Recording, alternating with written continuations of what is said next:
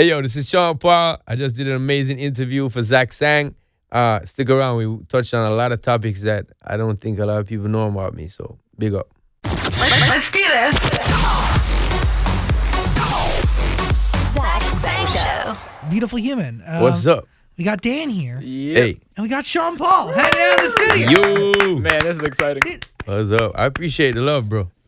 really, man, you've shaped music and your career is pretty incredible. And what you've done in my life and what you've done in terms of like sparking this interest in pop music and in terms of like what you've done for mainstream culture and bringing people together, it's remarkable. I appreciate it very much. Is it crazy to you to think that you're still making music today? Yeah. I mean, I love it. I love the fact that I'm able to do it. I was told a long time ago, you're not gonna, this business is fickle and you just do what you're doing now. And so to still be here is kind of crazy, because that's the whole model everybody presents to you. And I just kept doing what I like doing. There was times where people not listening as much, but keep doing what you're doing. So people like to say that, your career is going to change every 7 years. And to me, I'm like, this is art. You create it. I create it new every time. You know what I mean? For me, yeah. But by the way, that's a really special way of looking at it, right? Because if you look at it where it's unique and different every time, there is no mold. Nah. So you starting from fresh. You know what I mean? Every time. For me, that's how making a song is, because otherwise it would be, if I follow the formula, it would be monotonous. I just follow the feeling. You know what I mean? The feeling of what the rhythm is saying to me, how that's grooving and vibing with me. You know what I mean? Is that how it starts for you? Is it production? Mostly rhythms, yeah. There's times where I do get lyrics before, or like, I have a concept of what I want the song to be about. But, and most of my concepts is about partying a lot. So that's pretty easy. But yeah, just following the feeling of what the rhythm is saying to me, That has been a constant theme, right? In a lot of your music, right? It's this idea of partying, it's being free, it's having fun. Yeah. Is there a record that you put out that you would maybe consider is a little bit deeper? Yeah, sure. I have a couple. I could mention one of my albums. I think it was called The Trinity. And it was a song, it was a release in France, and it's called, what is it called? I don't remember. It's been a long time. Hold On is one of those two. Hold on to the dream, when I'm telling people, I know life is hard right now, but hold on to the dream that you have, and things will come true. You know what I mean? Sometimes those songs are overlooked in my career. A lot of people know me and love me for Get Busy and Temperature, and those are party songs. But you know what? I think that this music provided for me while growing up, dancehall music, that is that release. You know what I mean? I always was looking forward to hearing and going to the next party on next weekend and seeing my friends. My pops went to prison when I was 13, so there was a little bit of not knowing what the future is going to bring and a little stress in my life. I used to swim for Jamaica, so that was every day. And, I used to look to the release. And that's when I make music, I come from that point of view. There's already a lot of serious things out there. I see it on the news. I read it in the papers. It's all on social media. And sometimes I need the release. So the perspective I come from when I make music is for the release. I love music that makes you think also. And I've done songs like that. The song's name is called Time Rolls On. That one, it's you could check that out too. Time Rolls On. YouTube, I think, yeah. But that's is that one of the cool things about what you do, is this ability to work with a series of different artists and match the story that they're trying to tell, heighten the story that they're trying to tell. Yeah. So you get access to all different types of music. Different types of genres. But I think, when we start to DJ in Jamaica, or what we call it, like dancehall music, when you spit rhymes, you're supposed to, how it started was people flip a back of a record. So you would have the original record. When you flip it on the back, you would hear just the version, or they would cut it up to make it be a version. So people would rhyme on what they had. and so I think it just kind of came through in all DJs. You got to be versatile. Whichever rhythm presents itself, you know how to spit on it, or you try to know how to spit on it at least. Should you always try, even if you don't know? Yeah, because I think it breaks new grounds where your creativity it comes in. You know what I mean? Because I didn't think I would spit that way on it, and then when I start, that's not my type of thing. But when I try it, I'm like, hey, that's crazy. And I have examples such as if you know the genre, Shabba and Johnny Gill, they did a song back in the day. That's R&B and dancehall mixed up right there. People like also Super Cat did a song with Sugar Ray, which that's rock, and what he did on it was crazy. So those examples for me to follow is like, yo, you must be versatile as doing what we do. It's not like hip hop, like it is a lot like hip hop, but I find that people kind of want to rep their song where they're from. Like if you're from LA, you want to sound like you're from LA, and not from New York, like from New York. But for us, it was like whatever we get, we're gonna eat it up. You're gonna make it your own. You're So, gonna add something to it. Yeah. So I think that's why I'm able to do songs with Sia and you know, just add to the story. Yeah. Is there a collaboration that taught you the most? I think Beyonce taught me. She showed me a lot of focus when, like, I never seen. Mostly, being an artist has kind of been free and been like, yo, what's up? And we in the studio having fun. When I did go to the studio with her, she was so focused, and I guess she just had a lot to do. So it was the first time I'd seen an artist be that way. Like, as people might say anal, but she wasn't really anal.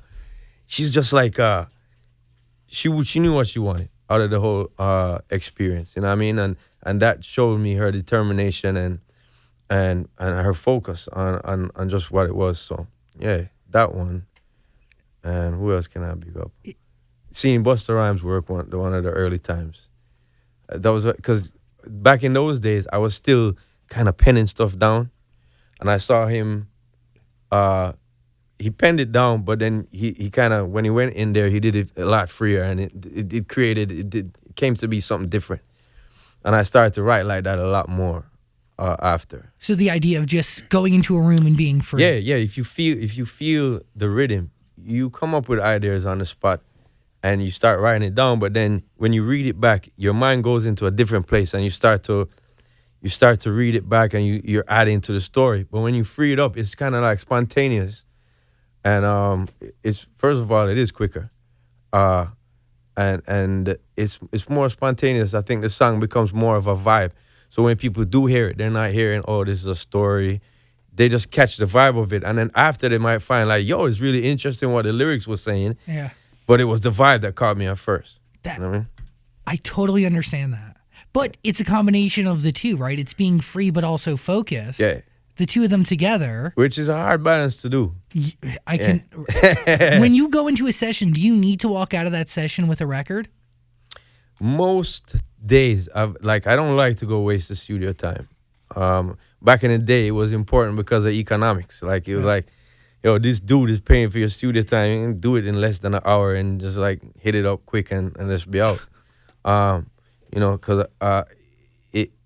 it's the music biz, right? So you're trying to make the money, and for someone to be sitting there, it might not make sense for him to put your song out if it doesn't sell that much and all that jazz. So got used to kind of hitting it up as I went in.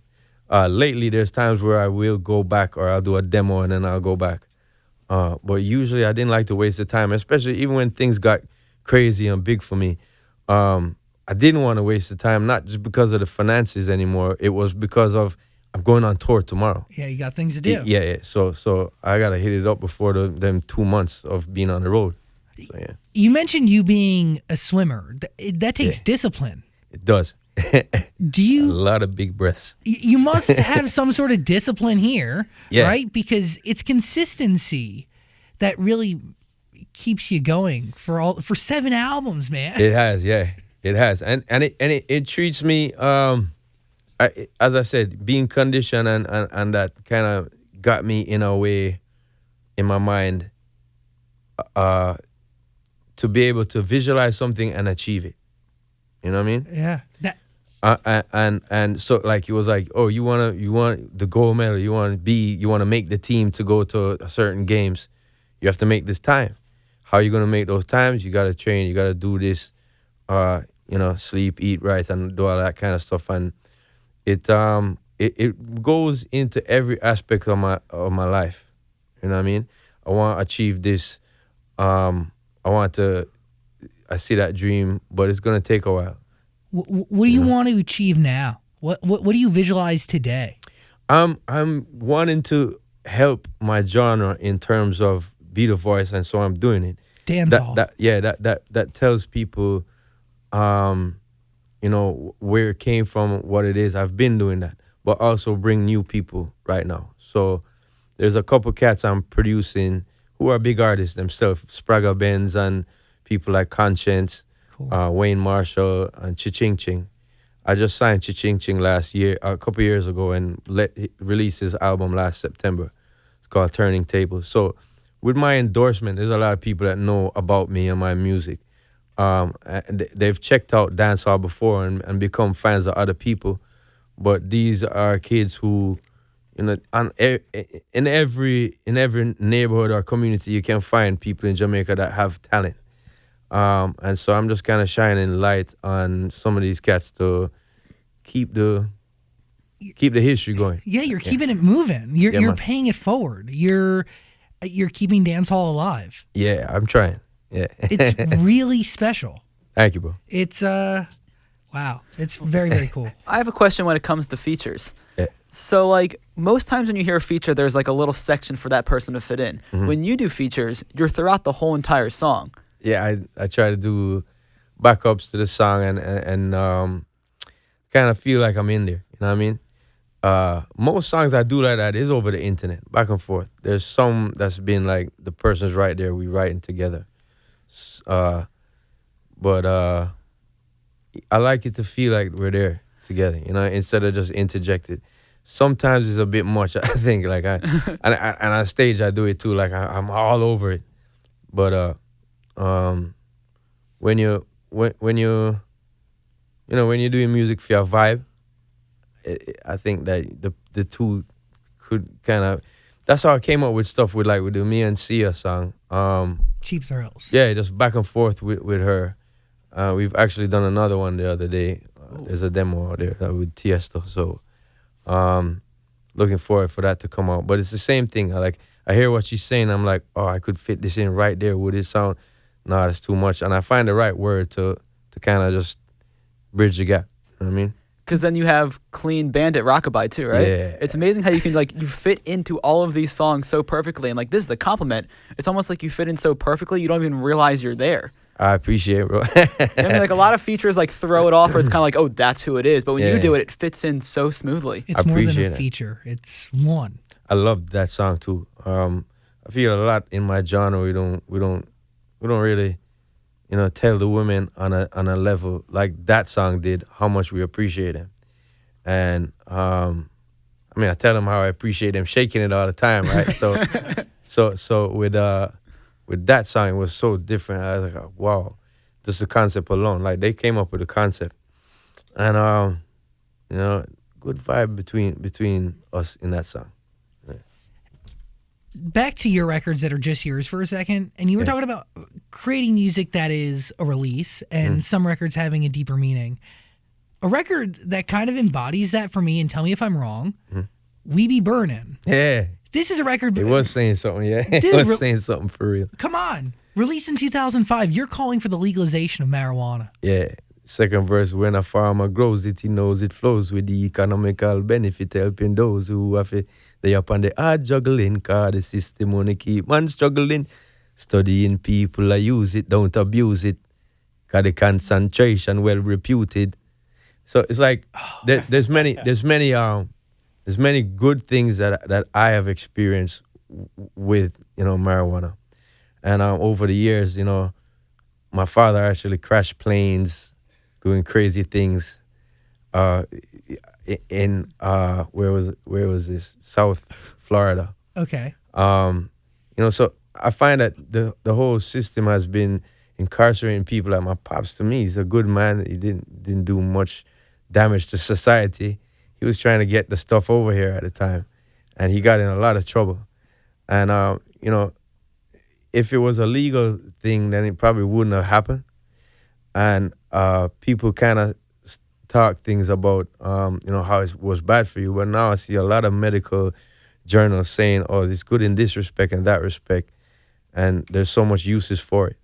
So your dad went to prison for trying to get marijuana over here? Kinda, yeah. So, okay, you are directly affected by this, like Yeah. in a very firsthand way. And to your Sure. point, yeah, right now we're in this whole new era. It's a whole new Yeah. chapter. I came to LA and I went to a store and I purchased some with a some card chronic, yeah. on a freaking iPad, men. Yeah. I know exactly what you're talking about. Man, yeah. And Big up.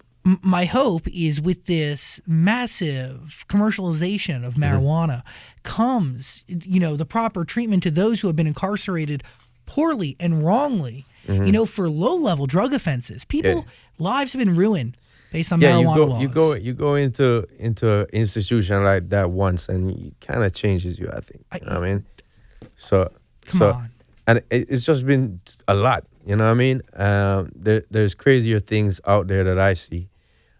So anyway, I just kind of like saw it from then, and I followed the leader, like people like Peter Tosh. He's been calling for the legalization of weed from the 70s. That's what I can remember, a big song that he had. And at the time, still, even in Jamaica, a lot of people were like, "Oh, it's a crazy weed. Weed is gonna make you crazy." And with everything that's on earth that human beings can consume, some people are gonna react negative to it. Some people have diabetes; they can't eat the chocolate. You know what I mean? Yeah. So there's gonna be some people that just react weird to it or bad to it. But for most part, for me, I have found a very great use for it in terms of creation.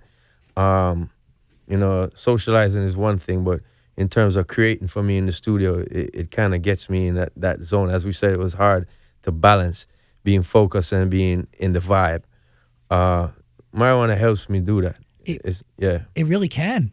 Yeah. The right strain will get you creatively charged and super focused. Sure. And then just mentioning how it got good properties to kind of help with certain diseases.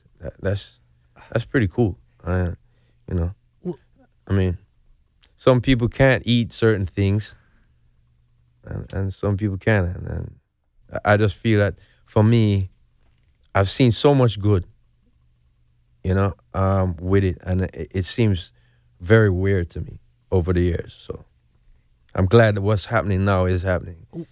Was it hard to have to change that from legalize it to realize it? Yeah, you noticed that. I wanted to do that because I have a song right now. Can I curse on here? Yeah. I have a song right now that starts, it says, "It's a good fucking day, 'cause everything around me seems to go my way."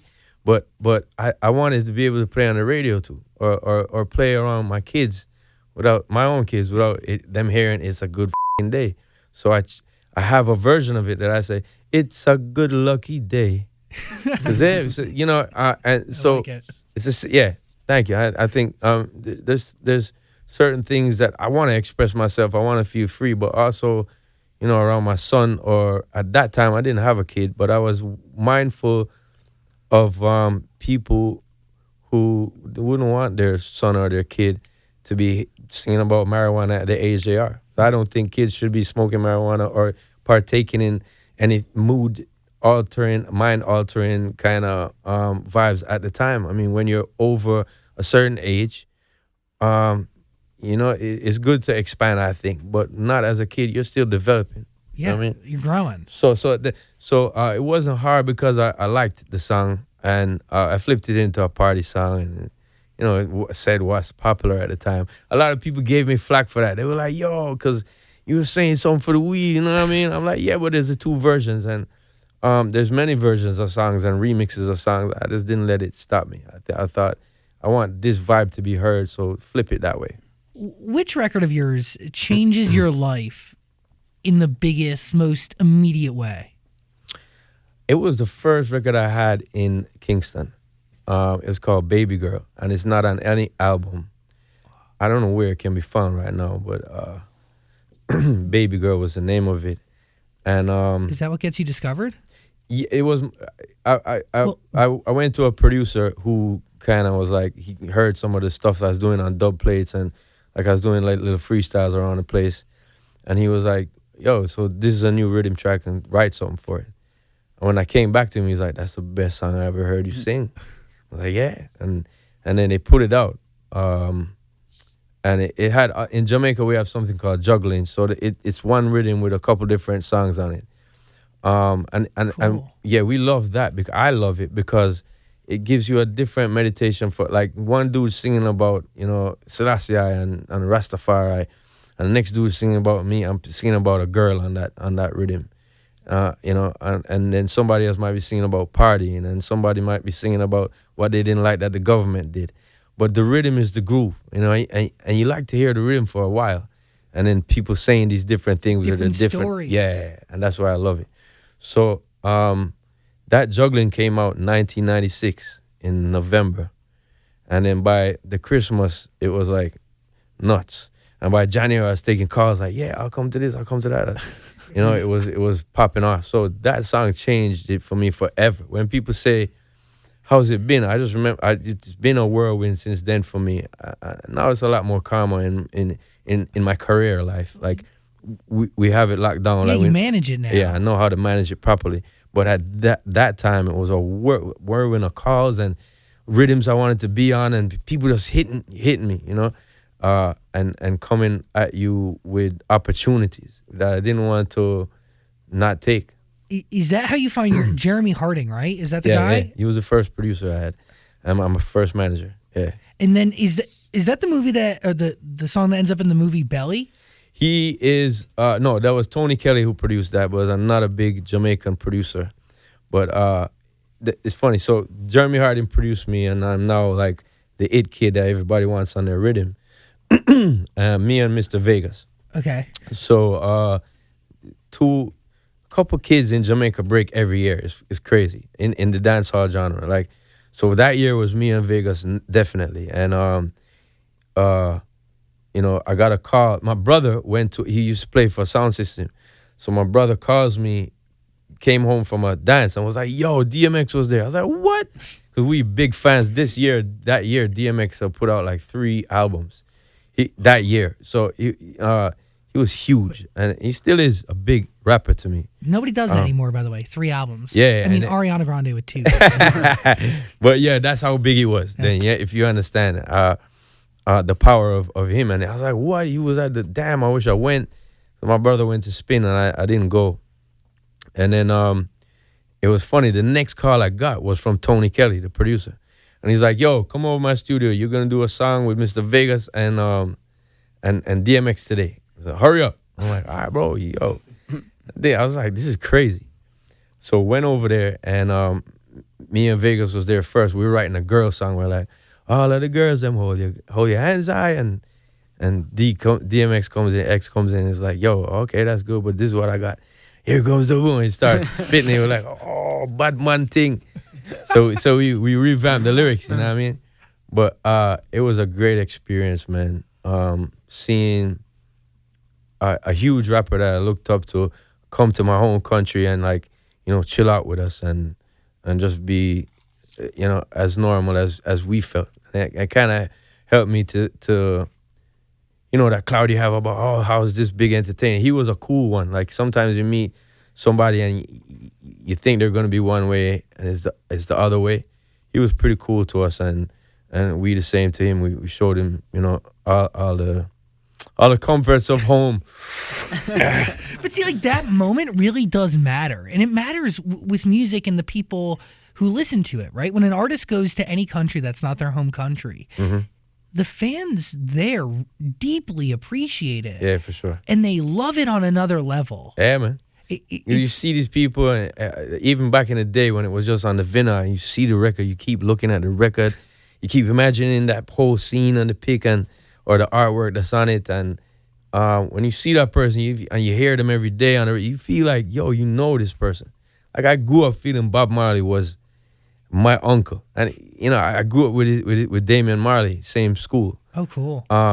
My brother was in his class and whatnot, but I always just felt like close to this dude because he's just the most famous Jamaican at the time that was known, and you'd hear his name often, and so those things I understand totally.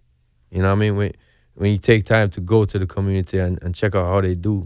That's why I appreciate when Rihanna came to Jamaica, because she came to work with me, but she went to the studio and to the beach and to the Bob Marley Museum and to the club and to the street dance, and she saw it all. You know what I mean? A lot of the collabs that I've done before, as I mentioned, was by internet over, But she came to you. Yeah, so it was pretty cool. But that creates a different record, right? Because the energy of Jamaica. Yeah, the energy of just being in that spot and together and knowing, how that is beautiful. So. Do you exclusively make music in Jamaica, or?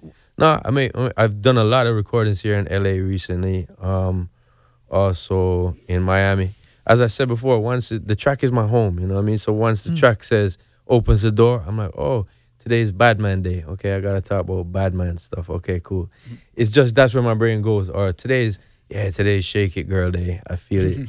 I do it, girl. And it doesn't matter where you are. Nah, that's the home. So that's what's great about music. I think that no matter where you are, it's like the moon. You see it. You feel at home. Yeah. That's beautiful. Yeah. Wow. Thank you for that. What are you thinking? So I don't want to mispronounce the name. I always get it wrong with one with J Balvin. Yeah. Contra. What is that? Contra La Pared. So it means back against the wall. Okay. So Contra La Pared. So did he came to you with that song? Actually, it was I know the producer. I knew the producer that he worked with a lot is Tiny, and I liked a lot of his tracks, and I requested for management to hook me up with all that. So we went to the studio with Tiny, and we was doing a lot of different demos. I had some people there to help me write Spanish lines to interject into my one or two songs. I had done back in the day a song called Punky and another song called Hold My Hand, which were reggae one-drop songs. But I had such a big love from the Latin community in New York where I was going a lot. And I was like, I want to reach out to these people. So I had someone help me translate the whole song, and I did the whole song in Spanish. And so from that time, I've been having like a great relationship with my Latin audience, especially here in the States. It's a huge what can I say? A huge demographic of people. So when we went with Tiny, we did a couple different songs, and then when I heard this one, boo boo boo, I was like, yo, and I said, I'm gonna try to send this to Jay. We've been talking about doing stuff, and they were like, yeah, he would love this, I'm sure.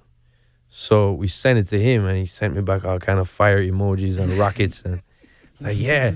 So immediately from the track from Tiny, we knew that this is dope. Let's do something great on it.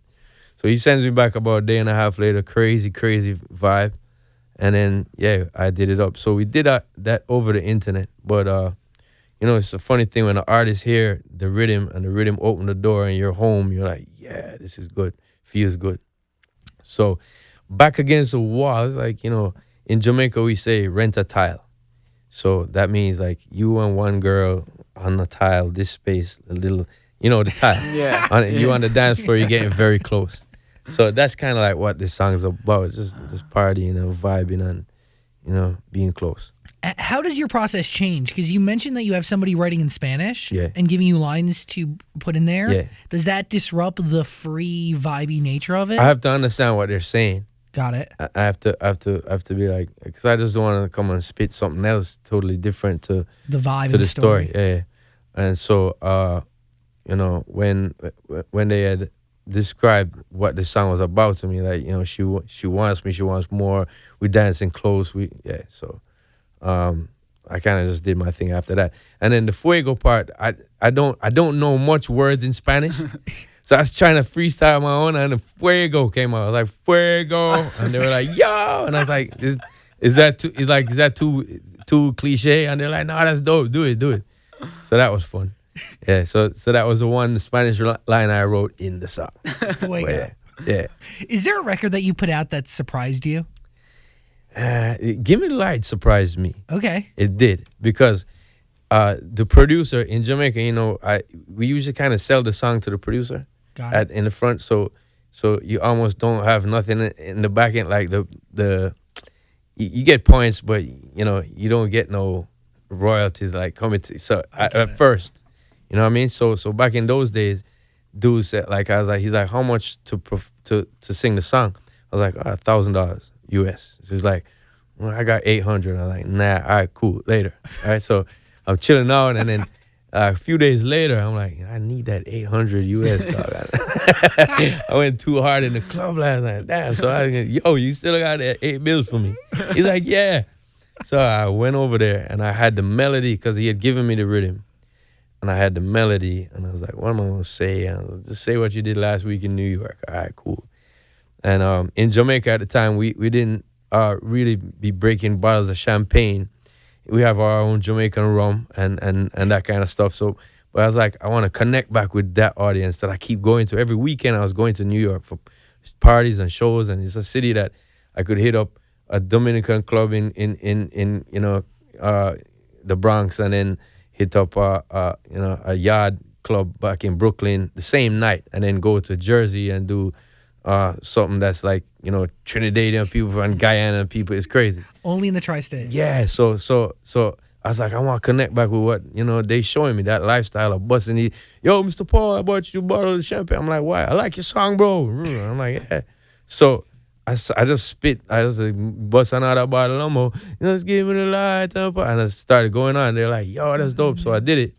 And then I took the 8 bills, and I was like, yeah, that's good. Now I can pay my bills.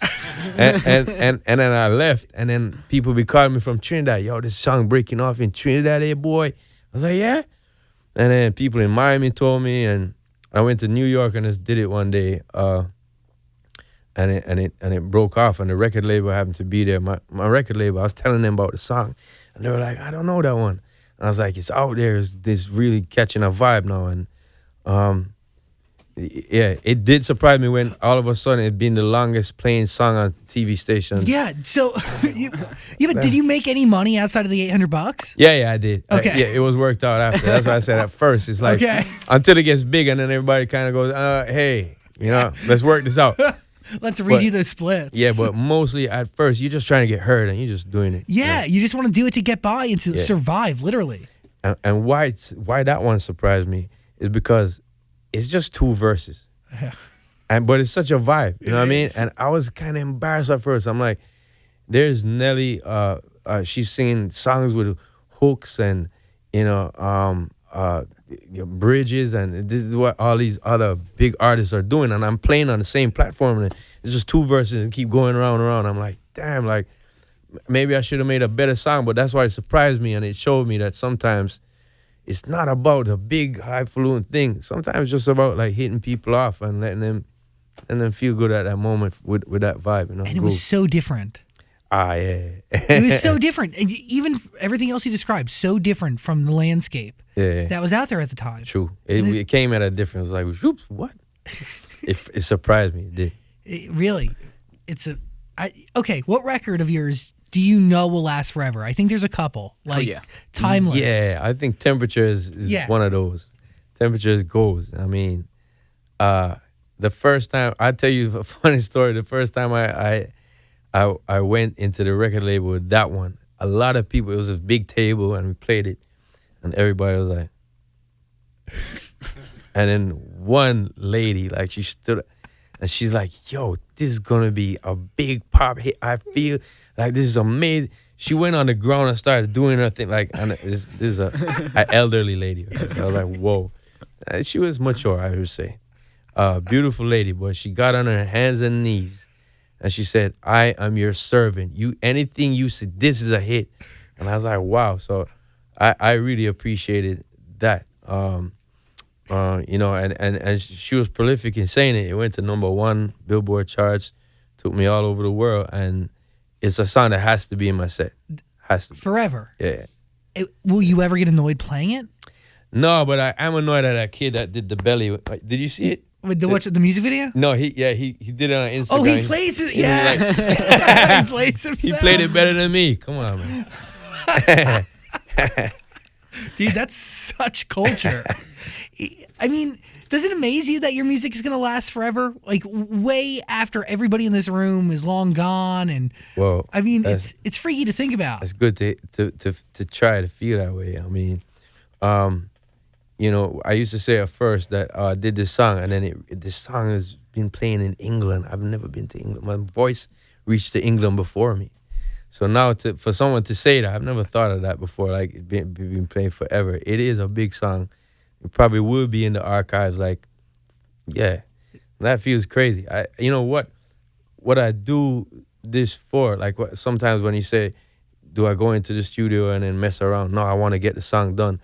Because I feel like the time in life sometimes, like I want to be heard. I want people to know I was here. It's like when you go to the restroom and you're right, I was here, and those stupid things. Like you want people to know, yeah, I was here, bro. I tagged it up, and it's one of the best ways for me to tag and just let people know how life was for me. Because life changes all the time, and I think that's the beautiful thing about hip hop, dancehall, Afrobeat, reggaeton. They kind of tell a story of right now of what's happening. And it's an archive. When you sign, right, whether it's that bathroom stall or it's you sprinkling yourself throughout an entire record, you sign for more than just yourself, right? You sign for your family, you sign for dancehall, you sign for peeps. Jamaica. Yeah. Do you feel sure. that? Do you feel that pressure? A sense of responsibility more than pressure. Like, other people who did this before, Shaggy, from my country, made, our music very popular. He has mentored me by just me seeing what he did, but also he had a very amazing studio in Kingston at the time with Robert, his manager at the time. And they both mentored me. Like I would go to the studio and they would tell me things about how they like what I was doing or not. And that's just, he was, his sense of responsibility. And the same way with me, I feel that it's not a pressure. It's like, yo, I have to mention them. When I was a kid, I just wanted somebody to mention me. Just be like, yo, Jamaica, yeah. You feel good. So it's a good vibe to know that I'm a person that's waving the flag. I mean, there's so much more people in my country doing it. Like, that's not even the music. Big up Usain Bolt. He waves the flag for Of course. athletics and for Jamaica, even when he's out of it. He's an icon. So people like that help young kids, even if you're not from an inner city, but for people who are in impoverished areas for the most part, it gives them something to feel just good about. You know what I mean? It's hope. So, yeah. It gives them. It shows them that they can do it too. Yeah, man. And Sure. bringing up Shaggy in that studio, that's cool to have. That's an escape for so many. That's Yeah, it's man. either go to the studio or do something else. Yeah, for sure. Really does a lot of good. Is there anything you miss about the early 2000s making music back then? Yeah. I could go to the club without ending up in the back of somebody's Instagram pic. I thought you said you would go to the club. so It's more people catching you. yeah, right. But with everything that's like with the innovations and stuff that technology brings, there's good and bad, right? So I just get used to what's the good. Mm-hmm. And it helps me to not be like, oh, I wish it was in the past. Because I used to, growing up, I hear mature elder people being like, yo, it's not like back in the day. And I do it now. But I try to find what's beautiful about this generation's artwork and vibe like that. Even jokes and memes, Well, check it out. I was gonna ask, do you feel like you have your own language in music? Because you do see memes saying like there's Spanish, there's Yeah, English, and there's Sean Paul. Sean Polish. Yeah. It's funny because it's weird because I'll be in Jamaica and they were like, yeah, boy, you talk good, good, you chat good. That's why people understand you. And then I come over here and people like, you chat bad, basically. They're like, yo, I don't get what he's saying. So it's funny. I've always been the type of person to try to reach out to you, like, and speak in a way that you can understand me if I'm conversing with you. So it comes out like my stronger patois language comes out when I'm at home in Jamaica with my friends. When I'm here, I'm kind of talking so that a lot of people could understand me. Was that hard at first? No, it's something my father always would do, and it was natural to him. And I would see my mom, like, people would call him from the States, and he'd be like, yeah, man, he'd be talking like kind of twanging, like, you know. Southern twang? Yeah, and saying, because they talk, and my mom was like, what the hell are you doing? But it was just something. He's like, I don't know. When I talk to these people, it comes out, and it's funny. So it's the same thing that happens to me. You know, accents kind of. I could, that's why I could pronounce the Spanish that I'm talking in a good way. I got good accent recognition and things like that. With a Jamaican accent, do you ever make up words? There are words that just come about in our culture. That of course someone made it up. When I was just getting into being an entertainer, there was a word called bashi. Bashi. What's that? So that means it's like a bash. You know what a bash is, like a big event. Yeah, Yeah. a big party. Yeah, so you use it like, yo, this cat's bashy. You know what I mean? It's dope. In other words, It's big, it's grand. No, it's like it's so big, it's dope. It's like that's what it is. So, but the meaning changes. So I haven't actually. Have I come up with my own word? Like, nah, not really. I say madly a lot. And I guess somebody else has said that to me before. But like people say, yo, I'll go see you later. I go, okay, madly. And that means, yeah, mad and crazy. Like, yeah, okay, dope. I see. Same type of thing. Madly. Yeah, madly. So, you know, I have another saying, mad people think it goes, mad people think they should know. And I write it on almost every IG post that I post. And people are like, what is that hashtag? It's just like, I'm crazy and you should know it. You know what I mean? Kind of thing. So that's what it means. Wait, mad people think? Mad people think they should know. Ting. Yeah, mad people think. So when people are like, yo, you dope. Yeah, mad people think, you know. All right, go. I'm crazy. Yeah, it's the crazy boy talking. It's a polite warning. Yeah. It's nice. Yeah, for sure. So you have kids. Like, you do this for so much more. You continue to make music.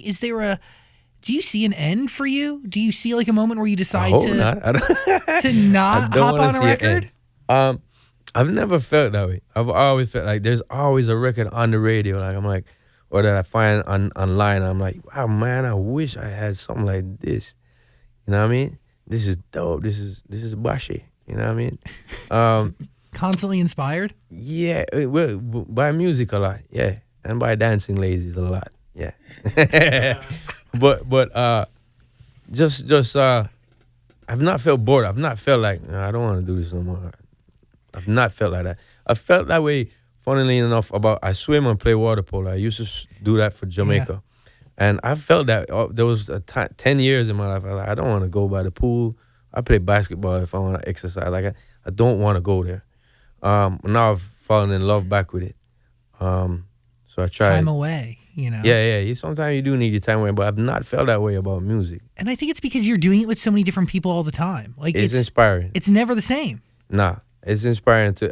Every rhythm is different too. Even in Jamaica, just in the genre alone, there's so much different creative things that producers have done, and we produce thousands of records. So some of them are just trial and error, I think, and you know, our culture loves that though.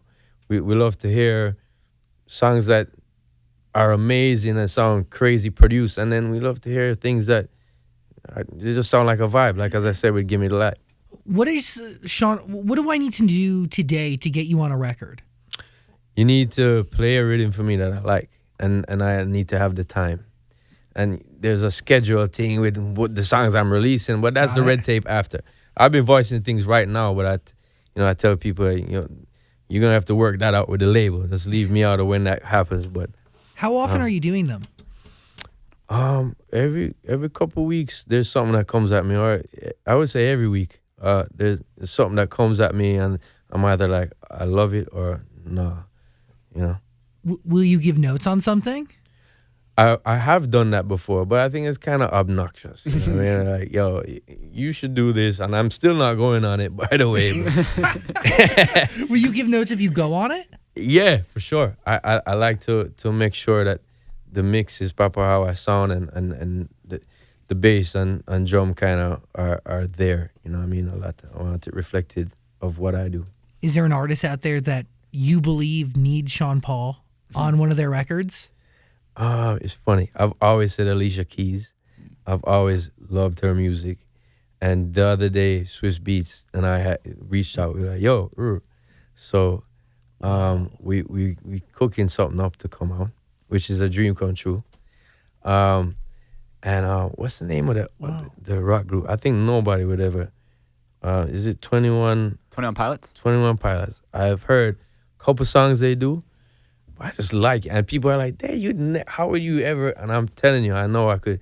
If they give me something, I know I could rip it up. By the way, that's the challenge that keeps this fresh every time. Yeah. And that's also the magic of dancehall. Yeah, man, it is. You had to be versatile, and so it's lent itself to be, something that can transcend genres.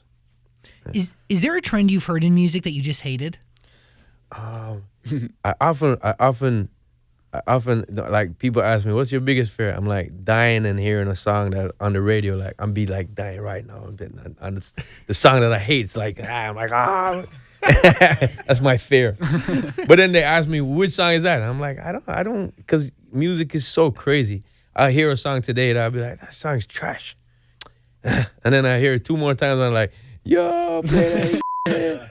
It's funny. It matches your mood. Yeah, that's what it is about. So maybe I wasn't in the mood at the time to hear it. And that affects me going on rhythms also. Like sometimes people bring me a dope beat, but I just did something very similar. And I know when it's coming out, and I'm like, it would be stupid to keep doing that vibe sense. And I'm like, I sit it out, See, you're in a really unique position because you get a chance to kind of listen to what everybody else is doing. True. So you have an idea That's true. of all the pieces on the board. But most artists are. I mean, when we see each other, we play, artists kind of play back and forth their stuff. Even if they don't work together, they'll know what the other one is doing. Like, people always see, you buck someone in the studio and like, yo, this is my new project. They want to show it off. Yeah, because that's what it's for. And I die for people to hear stuff that I have. I'm like, yo, I wish this song would come out or that song would come out. So in the past 3 years, it's been very good because a lot of the songs that I had kind of sitting down or ideas that I had have been coming to fruition. Is that the most fulfilling part of this whole thing for you? Right now, it's very fulfilling. I had an idea. I wanted to work with the Migos, and then it came. It happened. You know what I mean? And it was like, this was before Bad and Bougie really blew up. We recorded that song before that happened. You're talking about the song off your most recent album. Yeah, off of my EP. It's called Body. Yeah. And we did that video in South Beach, and Good Little Vibe. It came out last year. But when we recorded it, Bad and Bougie hadn't blown up yet. It was, I just knew them from kind of checking them out. And I was like, yo, they were big before, I would say, but Bad and Bougie kind of blew them on a different level. Oh, yeah. And so I wanted to work with them when they were big before. What was it? What? What did you hear in them? Just a new fresh style, as I said. As when you grow in this music, sometimes something is not familiar to your generation. It's not always bad. And what they were doing seemed fresh to me. You know what I mean? I was like, I just like the style. What I like about with new music is that if it also reminds me of back in the day, but it's fresh and brand new. It's just something different. The way how they writing on the rhythm, it felt new. It felt like, okay, when I first heard dancehall music, as a kid, as a 10-year-old kid, it reminded me, and people are gonna say I'm stupid, but it reminded me of when I first heard rock and roll. It's just that energy. I mean, real rock and roll. I mean, like first Chuck Berry rock and roll, like type of. It was swingy, it was bouncy, it was party, and to me, and so that same something in what they were doing reminded me of when I first was falling in love with hip hop. I'm like, I want to work with him. It's I like nostalgia but present. Exactly. I totally get it. Nostalgia is the word. But that's, you don't hear that a lot anymore. And I feel like that's a really cool place to be. Right? Because, I don't know, it's connected to what makes music great from before, but it matches us today. Yeah, for sure. It's, yeah, wow. I've never heard the Migos described like that. That's really cool. Special. In the beginning of Like Glue, you say Shauna Paul, Some Got Niggas Are In. Can I hear you say that whole thing in person? Please. Yeah, yo, Shonda Paul, some go so then. Well, I don't really care what people say. I don't really watch what them want do. Oh my God. I think I'm gonna cry. That was the best moment of my life. Big up, brother. Big up. What was it like working with Idris Elba? That's crazy because I know Steph London. We've been doing a few works. I did a remix for her. She did a song for me, and then she was like, "Yo, hit this up." We did 2 songs by the way, but yeah. Oh. And then she's like, "Hit this up." She sent it to me on my phone. I was like, "What is this?" It's dope, pretty mad. She's like, "Yeah, it's me and Wiley and Idris." I was like, "Idris? Who's that?" And I was like, "Idris Elba, that's a movie dude, right?" So what is he doing? Is he reading lines on there? How's he's gonna be in the video? They were like, "Yo, he's spitting." I was like, "What?" I heard it and I couldn't believe it. Like I was like, "Yo, this dude is going all the way out." He was good. So yeah, his tone is deep and commands the track, and what he's talking about is pretty dope. And he got moves in the video, but I didn't know that he was a DJ before. Like he did that and produced, and I had no idea. So I just thought he was involved in music. So that was a surprise to find out. And big track, dope track. Big up to Wiley. He's the one who put it all together. Grime artist in London. Sick record. Just listening to your catalog, it made me feel like I was in a club, and it was just me, and it was really a stellar feeling. You've created music that have accompanied people throughout so many different moments. It's really it's wild to even wrap your mind around. Appreciate it. A lot of people say to me, "Oh, you got me my first girl." You rented that tire. We rented, yeah. So that's a good feeling because it's good. It reminds me of when I got my first girl. When I hear that, I'm like, yeah. I used to play your records at so many middle school dances. It was crazy. It was just a guarantee. Just get everybody moving. Big up, man. Thank you. Changes the energy in a room. You gonna bring the braids back ever? Oh, I don't know. I loved it at first, all right, and then I was having to sit down and do it. Like I swam growing up, so it was like this when I was growing up, and I wasn't used to having like be doing it, so it got annoying to me. But I did hold it for like 7 years, and that's just unfortunate for me. The time when I really got famous, and so everybody knows me for the braids, and I'm like, yo, you don't know me for my songs, so then when I did the mohawk, it was like a rebellion on that whole thing, and I named that album Tomahawk Technique. I was like, I'm cutting and clearing. I'm just gonna be different. And I did the mohawk, and then I got a lot of flack for that. But styles is good to change it up every now and then. And I rocked the hawk for about 6 years too. It was a while. That was your 5th album. When you look back at your albums, do you look at them like chapters in your life? Yeah, for sure. And that's what I miss about music business now, especially for artists like me, where you're trying to get people to know who you are again, in terms of, or even a new artist that's just coming. It's kind of like it's a weird situation. You feel like people should bring back albums? Yeah, cause that defines you in that period of time, for at least a year, 2 years before when you're getting the material ready, and the 2 years after when you're promoting it and they see those videos or pics. That's how it was to me, and so I do miss that. But I understand that now. There's so much things. It's so quick. On your phone, on your smart TV, on your computer, and driving on the road, and billboards, and soon have what you call it, project. Yeah, they're gonna project ads. Yeah, stuff like that, and it's coming at you all the time, like my shoes right now. This, Jesus. this is my label. I put my label in the songs I produce on there. It's literally coming at you no matter where you look. But I Yeah. get what you're saying, because as much as it's something for the artist to look back on and latch onto, it's the same thing for the fans. Yeah, It helps build a relationship. yeah, for sure. By the way, your Dua Lipa song is a hit. No lie, it's I thank you, phenomenal. bro. Really, Thank you. flawless. She's such an amazing voice and beautiful woman. I mean, big up to her. I'm glad that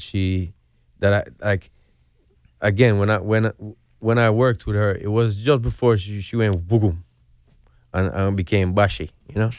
Bashy. Yeah, yeah. I mean, she was bashy all the time, but she became huge after the fact, and after we worked together, and you know, it made me feel proud. Like I was just like, yo, I can spot some talent sometimes. You know what I mean? I tried with people before, like Sasha, who did the song with me, I'm Still in Love. Yeah.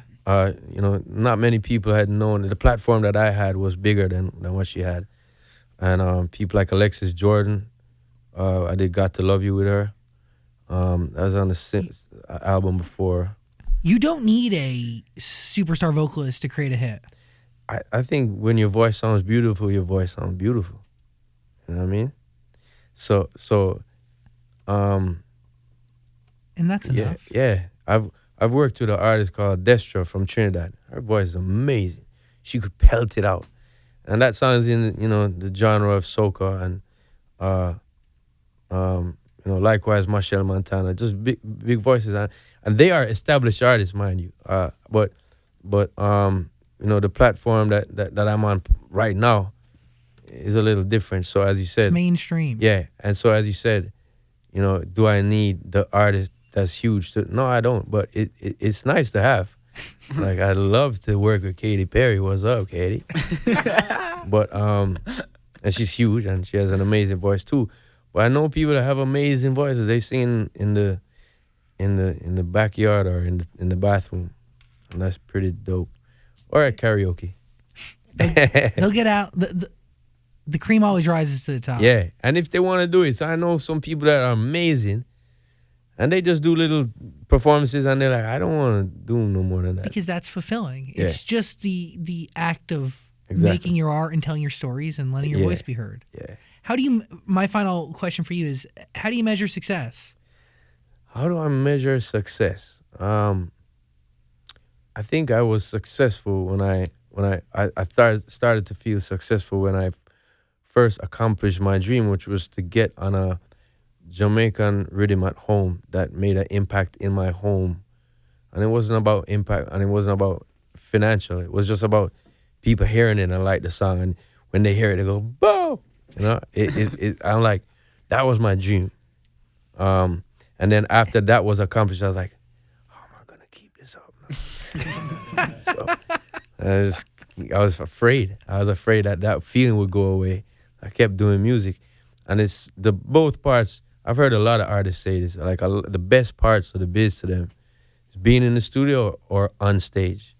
You get to imagine how people are gonna react when you're in the studio, and then when you're on stage, you get that gratification Feel straight. Yeah, so those two things are a great feeling and keep me going with it. Yeah. So it's energy that you get back. It's people caring about your music. Yeah, and them seeing themselves in my words. Like I had a dude come check me one time at a party, and I'm like, yo, you know, as a kid when I grew up, like hearing your songs, it was just different because you was talking to the ladies different, bro. And you gave me some swag, respect, bro, and you know what I mean. And it felt good because sometimes you don't think that people pick up on that part. Like you think that people, you just regurgitating lyrics and you're rhyming, but there's a little bit of attitude sometimes in there. You know, like from you looking at me, I got me sister, you want me when you're gonna give it up. So it's like I saw her, and I saw her gave me the look, and it's like the kid was saying like I didn't hear people say it like that before in this genre. So You're big up to teaching you. him valuable lessons. How to look, girl. Yeah. How to find a mate. Yeah, How to yeah. figure it out. Which is an important thing for the growth of humanity and the Literally. continuation of life So on Earth. when we're thinking about who to give a Nobel Prize to, we give it to you for keeping the Earth populated. Big up. Which is, by the way, my mom, she's like, yo, the Earth should not be so populated. You have to sing songs about contraception and stuff. And I was like, damn. So one day I'll do it. I'll take her advice because it is true.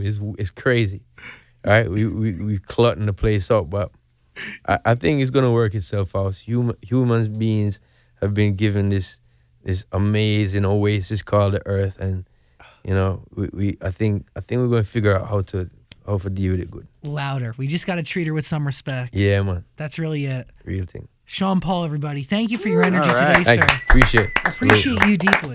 I really hope you enjoyed that conversation. If you did, please subscribe and also check out our podcast. There's a link in the description, and also comment and like and do things.